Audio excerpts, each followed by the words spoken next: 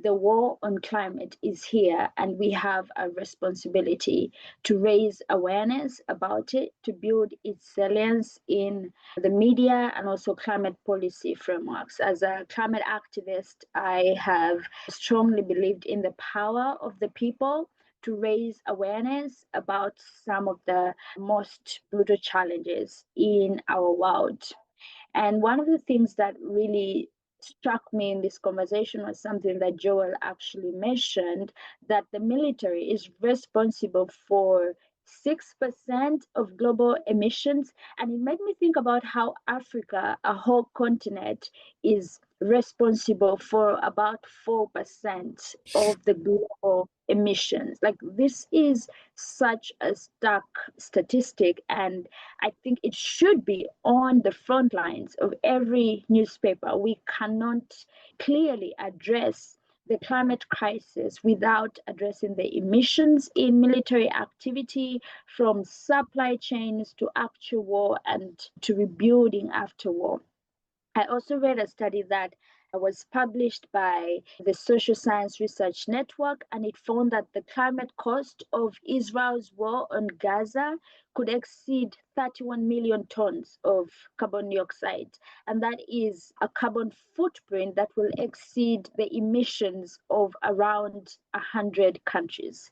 And again, it made me think about the continent of Africa. It has 54 countries. So the emissions from a military activity of one country exceeds more than 100 countries, and yet there is a continent that has 54 countries.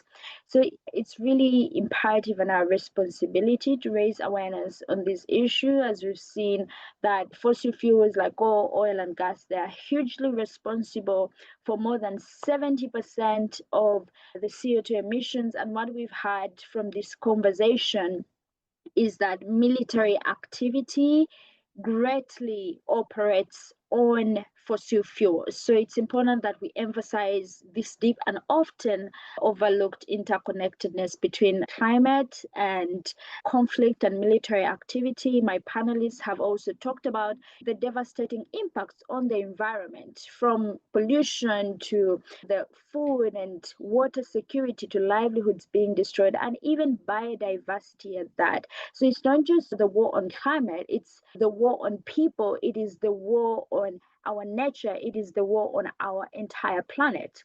So we have an urgent need for a global movement, to call for peace, to call for climate justice, to call for protection, not just for people, but also protection of our planet. One thing that I've realized is that the fight for climate justice is the fight about human lives. It is the fight about our ecosystems. It is the fight about the animals and every living thing on this planet. So if the war on climate is already here, if the war on our ecosystems, if the war on people is already here, that means its costs are immense. And everyone on this webinar should leave this place ready to make legitimate public narratives about this issue, to raise awareness about it, either through activism or through media. I've seen media do an incredible job in raising the salience of an issue. I saw that with the climate strikes when I joined the Fridays for Future movement in 2019. So it's really possible for this to become an issue that is highly talked about in media, because the more media talks about it, the more people get to know about it, and the more people are aware about the impact of military activity on our climate, both before, during, and after. Then I think we can really build a movement that calls for climate justice, that calls for peace, that calls for accountability from the military activities. I will end by saying there is no climate justice without addressing the war on our climate. There is no climate justice without addressing the war on people. There is no climate justice without addressing the war on our biodiversity, and it is happening right now.